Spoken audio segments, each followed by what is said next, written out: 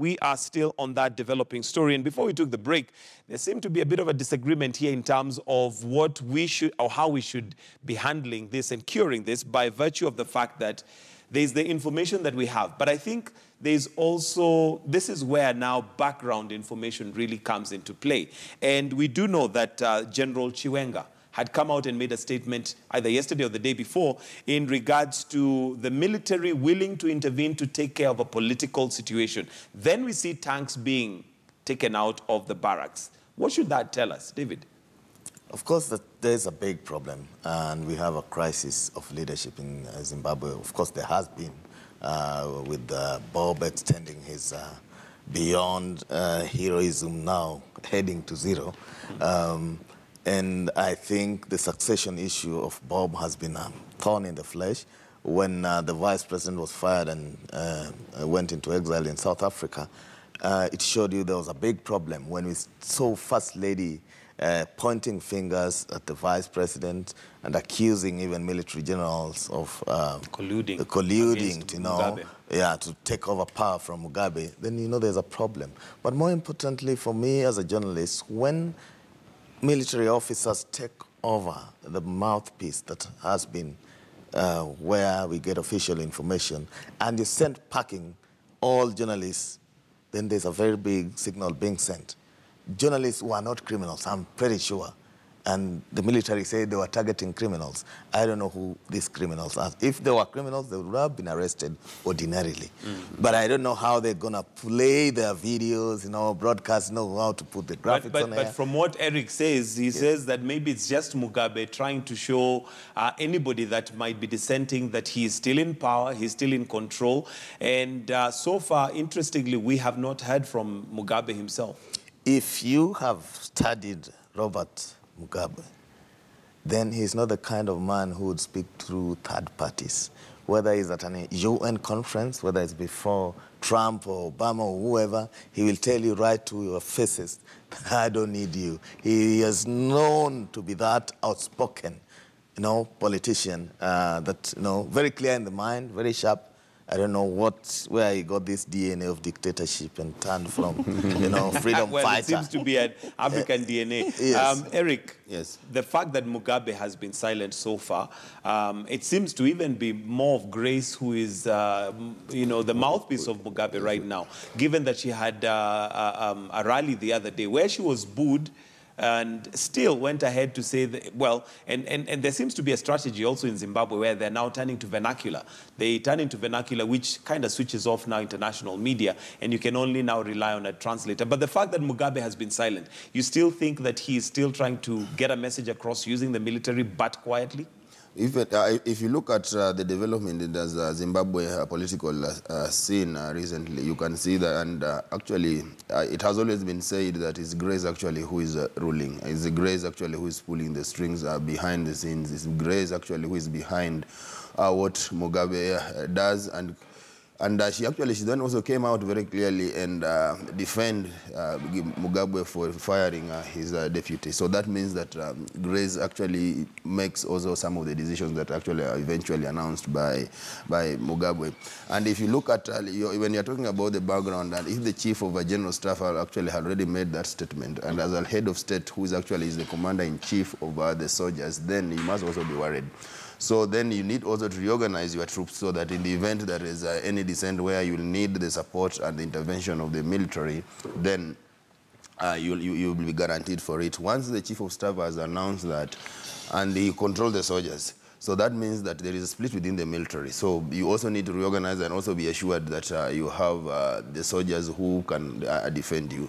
And if there's a military coup, right now we would have already seen that maybe that attempt. But we've just seen the statements being made and the tankers being driven through the Harare State House just to protect Mugabe. And then the military says that we are targeting criminals. If it is a military coup, or if there is anybody who was planning a military coup, right now it would have been taken place, and we would have seen gunfire maybe around State House, people who want forcefully to enter State House and also to evict Mugabe. But so far we've just seen the movement of soldiers and the movement of heavy artillery from the barracks to the streets. So we haven't seen any attempts, probably somebody forcefully or using a gun, using guns wanted, or maybe to access a State House. All right, and at this point in time, we want to cross over to a correspondent who we have from Zimbabwe, George Owen. Thank you for joining us this morning, and I do apologize that there might be a slight delay as we're talking, so do bear with us. But George Owen, we are glad to have you this morning, and of course, following on the events that are happening in Zimbabwe. What is the latest that you can tell us? What is going on? What's happening in Zimbabwe? What is happening is that it appears the military is in full control of the situation. They are controlling roads, they are patrolling the streets. They made an announcement early in the morning to say that President Robert Mugabe is safe, his family is safe, and they also announced that his security is guaranteed. So it appears that they have him held somewhere, but they are also assuring us that he will be safe.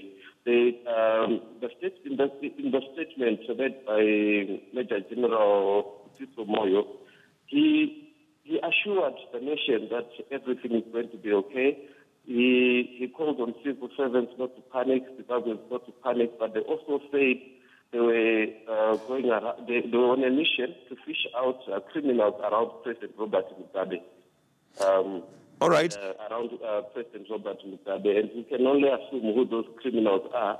It should be those G40, the people who had coalesced around First Lady Grace Mugabe and were being blamed for hounding out war veterans and senior government officials. All right. Now, it would seem from looking at it from the outside like an overreaction to have tanks coming out when there is no immediate threat from an external force, because that's what normally tanks are used for in the military. Why do you think they would have all this military artillery out if everything is okay? Well, the military tanks will be in the streets. It's a show of force, definitely. To tell everyone by way of an office, for example, even that we are in charge, we have taken over. It's obvious they are not going to use those military tanks on people, but they are just there to let everyone know, so that anyone who has any idea of reacting is reminded of their presence. Yeah, I think it's just a show of force. All right, and should we expect a statement possibly from either Robert Mugabe or Grace Mugabe? I don't think so. I don't think so. It would appear as though the first family is being held somewhere, but I don't have proof of that. But what the general has told us is that they are safe and that their safety is guaranteed.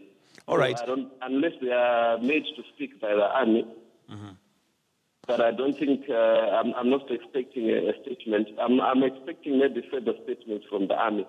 All right. And how did Zimbabweans take the firing of Mnangagwa, you know, after Grace Mugabe came out and made certain accusations against him as wanting to take over the presidency? How has Zimbabwe reacted to that dismissal of his immediate former supporter and deputy? The Zimbabweans were generally divided, but Grace has been quite an unpopular figure. And what has been happening is that people were generally describing her maneuvers as to mean that there's some sort of a bedroom coup. So the question that people were asked yesterday was, what is better, a military coup by the generals or a bedroom coup by Grace Mugabe? And given that Grace has no liberation war credentials, she doesn't have a long history in ZANU-PF, and that many people with a liberation war background, many people who went to war or have been associated with the liberation war or ZANU-PF over the years were being hounded out of the party. There was a lot of anger within the army ranks, which identifies with war veterans. There's also a lot of anger with people who've been with ZANU-PF, because this is not the first time. Mnangagwa was not the first to be to be hounded out of the party. In 2014, Joyce Mujuru, who was also a vice president, was also hounded out of the party, with Grace playing a prominent role. And after her demise, many other political heavyweights, such as Rugare Gumbo, Ditmas Ntasa, were also chased out of the party. We had the whole Veterans Association chairperson, then Jabulani Sibanda, being chased out of the party. And it appeared Mnangagwa was a shoe-in because there was competition between Joyce Mujuru and Mnangagwa. But as soon as Joyce left the party, Grace and her associates turned on Mnangagwa. And the end result was that Mnangagwa was expelled from the party and is now in exile. All right. There's also a feeling... There's a lot of anger there, yeah. All right. There's also a feeling generally that Mnangagwa knows a lot of Mugabe's ways of working, and as a result would be a real threat should he, come back to the country. Your comments on that? Is he one who possibly was so close to Mugabe that he would probably know how Mugabe works? No, that's because these guys have worked together for almost 50 years. At one time, he was President Mugabe's personal assistant, and he says he doubled up as his bodyguard. So he's been a key man for Mugabe's right-hand man, you can say, from being a personal assistant to being a sort of like a confidant. Because even in elections, Mnangagwa was the one who filed President Mugabe's nomination papers. So until they fell out, they've been very, very close. They've worked closely together over years, and he knows all the tricks, definitely.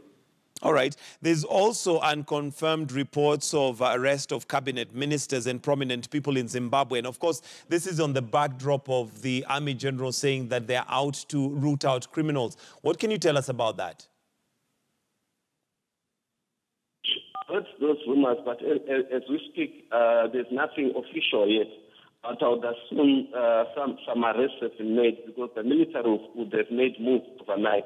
But as to who has been arrested, I'm not quite so sure.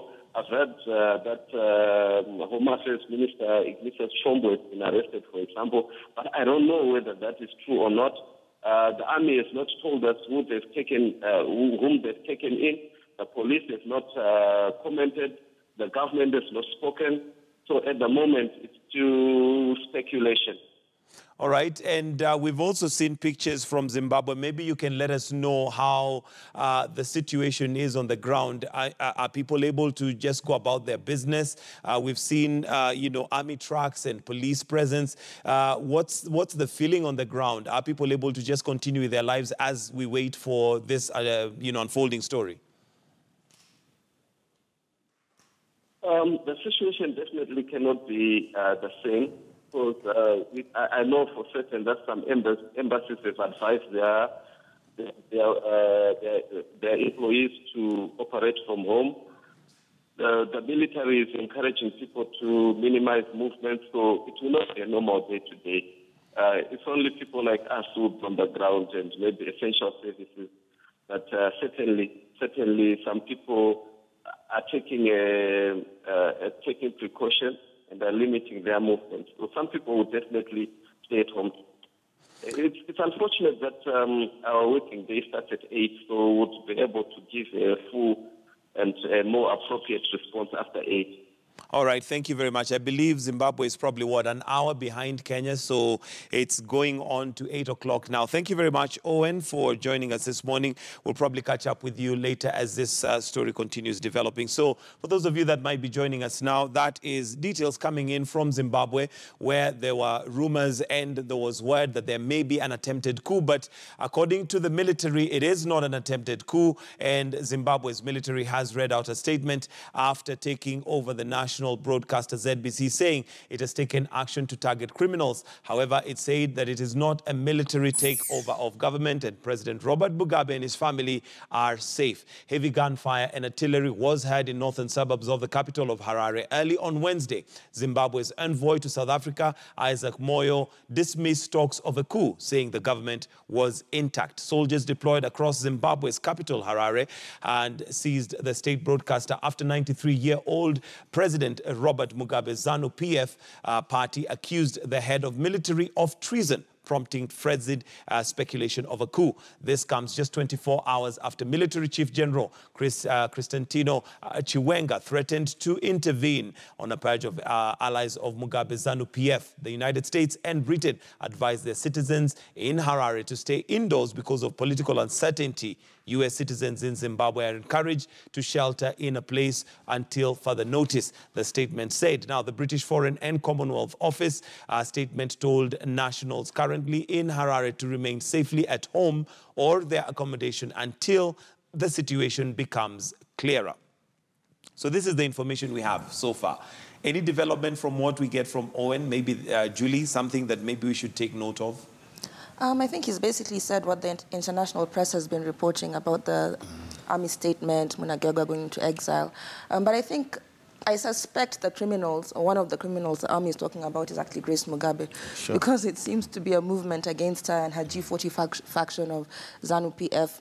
Because the army, some of them allied to Mnangagwa, who are seen as liberationists and people who struggle to free the country, are being sidelined by this younger faction. And of course, Grace Mugabe is controversial and well known for her attacks on journalists as well. She was in South Africa the other day where she went to rescue her sons who had caused some kind of interesting situation in the country. She punched another journalist in the face, I think, in Singapore. She's very forthright in that manner, and let's call it that. Forthright. David, isn't an arrest, if at all that is the truth, an arrest on Grace Mugabe, would that not literally be taking over in terms of, because I mean, that is the president's wife, and secondly, she is right now thought to be possibly being groomed to take over Mugabe's position. Yes, and she's gone public about that and has been supported by the husband, Bob Mugabe, about that. But there are events which we need to clarify to our viewers. One, the finance minister, who is a member of the G40 and an ally of Grace, was put under house arrest. Two, the General Chiwenga's first announcement that they will take charge if ZANU-PF did not put its house in order, were not aired live on the national broadcaster. So when we hear that they have now taken over the state broadcaster and they are repeating his statements over and over again, then it tells you, I think the G40 is the targeted criminals. And Grace, by that virtue of having attempted to poison Mnangagwa in August. So there are so many things that she denied it, though. She denied it publicly, but that does not stop her from being a criminal to be investigated by the military. But when you see the military taking over the streets, it means even the police system has died and collapsed. And these are things you dare not see under the iron fist of Robert Mugabe. Certainly there's a big problem in Harare and in Zimbabwe. We had it in Tripoli. And Gaddafi's closest men kept saying things are safe until he was chased like a rat on the streets. And the Gambia as well. And the Gambia and so on. So for me, it's a typical African reaction when things are falling apart. And I can assure you, there is perhaps the biggest crisis in Zimbabwe right now. All right, Eric. Yes, I think there is a crisis, and what we are likely to see in Zimbabwe, even from maybe in the coming hours, we are likely to see a very big purge in Zimbabwe, and even in the cabinet and even the military, as Robert Mugabe would like to reorganize his troops in the military. You will see, if I liken this and compare this to what happened in South Sudan recently, when it comes up, when President Salva Kiir reached to a point where he was not comfortable with the Chief of General Staff, Paul Malong, he had to reorganize the military and get someone else and get rid of him, put him under house arrest. Actually, even he went to his village. He sent soldiers actually to intercept to stop his convoy and bring him back to Juba, and he was put under house arrest. Until recently, last week, when he was now allowed to leave the house and also still being monitored. So when you see a statement being sent by Chief of General Staff and there is a sitting president that we are going to intervene, as a president, you must also be worried. And then that means that you needs to come up with a strategy on how you are going to restore that confidence and the support from the military. So we are likely to see a purge in Zimbabwe, whereby Mugabe and his allies will want to still have the control, because power is usually very sweet, and as a sitting president, Mugabe can't just let it go that way. Obviously, he'll want to fight back and protect what he has. So this is a crisis that is likely to continue, and we are maybe in the coming days in Zimbabwe, as Mugabe and those who are opposed to him try to fight to control Zimbabwean politics. All right, and well, it's now 6 minutes to 8 o'clock, and it's time for us to release KTN Home. Life and Style is just about to begin, but for those of us on KTN News, we're going to take a short break, but we'll be right back and well, give as much information as we have regarding Zimbabwe. Currently, this is the newsroom, so we take a short break. We'll be right back. For those of us on KTN Home, do have yourselves a good day.